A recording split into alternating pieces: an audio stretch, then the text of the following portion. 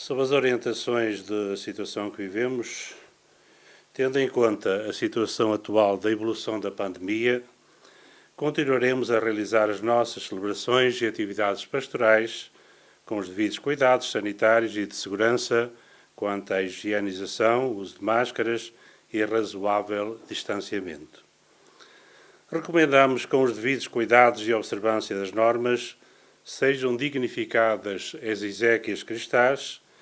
e se realizem as procissões e outras atividades pastorais, como a catequese e outros encontros. No próximo Conselho de Outubro e, sobretudo, na Assembleia Plenária de Novembro, serão tomadas orientações de acordo com o evoluir da situação e orientações das autoridades de saúde. Sobre o processo sinodal, como sabeis, o Papa convocou toda a Igreja para um processo sinodal que depois termina na Assembleia Geral em outubro de 2023 em Roma e que tem por tema para uma Igreja Sinodal, comunhão, participação e missão. Portanto, há dias recebemos os dois documentos fundamentais que vão orientar este processo, que é o documento preparatório e o Vadmecum, que ainda não temos. Hoje e amanhã teremos já a tradução portuguesa de um longo documento, que é o Vadmecum, com 4 apêndices. No essencial, o que ficou, que lá está e que foi definido, a sínodo inicia-se em 9 e 10 de outubro, portanto em Roma, no Vaticano, e em cada diocese haverá uma celebração litúrgica, uma celebração eucarística, em princípio, que deve ser assim, e cada diocese no dia 17 de outubro. Para este processo sinodal tem uma fase diocesana, depois há uma fase continental, todos os continentes, depois a fase naturalmente final em Roma, durante os 2 anos. Para a fase diocesana, que se inicia já em outubro, cada diocese, cada bispo, portanto, vai nomear uma pessoa ou uma equipa sinodal diocesana para coordenar todo o processo a nível da diocese. Neste Vadmecum há uma pergunta ou 2 fundamentais, depois há um conjunto de 10 questões, que estão, neste momento são só em inglês, mas depois vai ser divulgado ainda hoje ou amanhã também na tradução portuguesa, para orientar todo esse processo sinodal nas dioceses, nos conselhos já existente, em todas as situações, também em grupos informais. A intenção é que todos sejam auscultados na diocese, quem está mais à margem, às vezes todos, e entrem neste processo sinodal. Depois terminará até final de março com uma síntese que cada diocese fará, portanto essa equipa fará essa síntese, será aprovada na diocese, e com uma reunião chamada pré-sinodal, uma celebração em que termina esta fase sinodal. Depois, durante o mês de abril, teremos tempo das sínteses das dioceses, 10 páginas por diocese, como está no documento,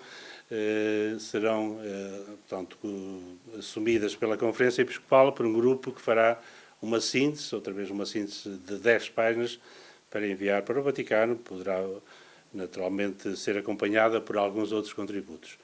Portanto, é um processo, estou a falar aqui do processo de páginas e estudo, mas sobretudo é o processo sinodal de escuta, de oração, de auscultação, o que é que o Espírito Santo quer de nós hoje, o que é que nós devemos ser como igreja sinodal, Igreja do Espírito Santo em missão. Portanto, e depois a Conferência Episcopal também fará uma reunião pré-sinodal a nível do país, que será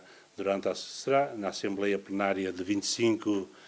a 28 de abril de 2022, e depois o resultado será enviado a Roma. Portanto, é dar nota deste processo que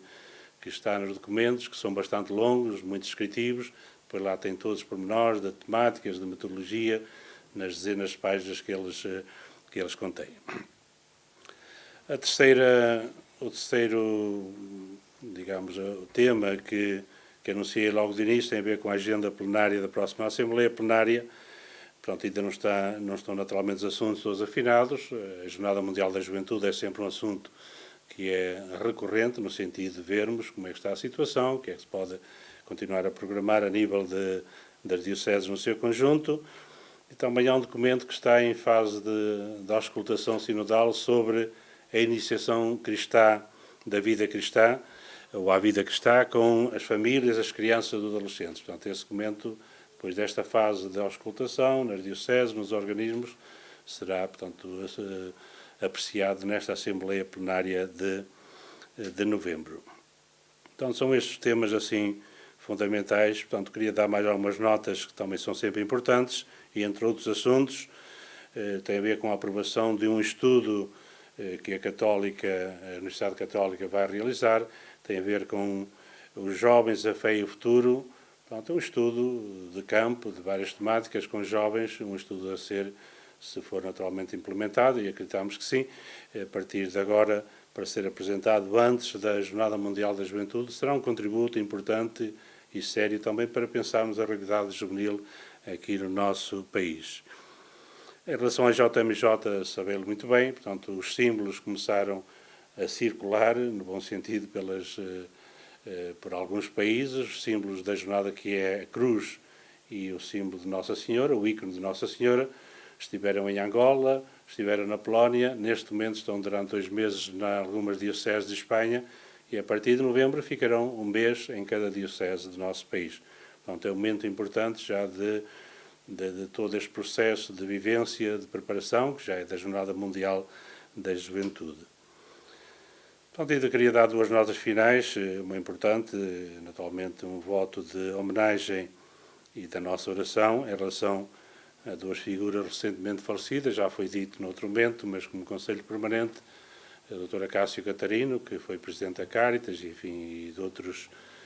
organismos, a colaboração que teve com a Igreja, e naturalmente de ter esta homenagem ao muito que ele deu da sua vida entre nós, da sua competência, sobretudo na área social. E também ao Dr. Jorge Sampaio, portanto, como Presidente da República, que nos deixou recentemente, nestes dias, e a Conferência Episcopal emitiu uma nota nesse sentido, mas que o Conselho Permanente também assume neste dia em que nos reunimos. Finalmente, portanto, é um convite também à Conferência Episcopal. Estamos próximos das eleições autárquicas, portanto, a apelar também que haja participação livre, consciente e responsável neste processo democrático, como o voto, que é um direito e um dever de cada cidadão.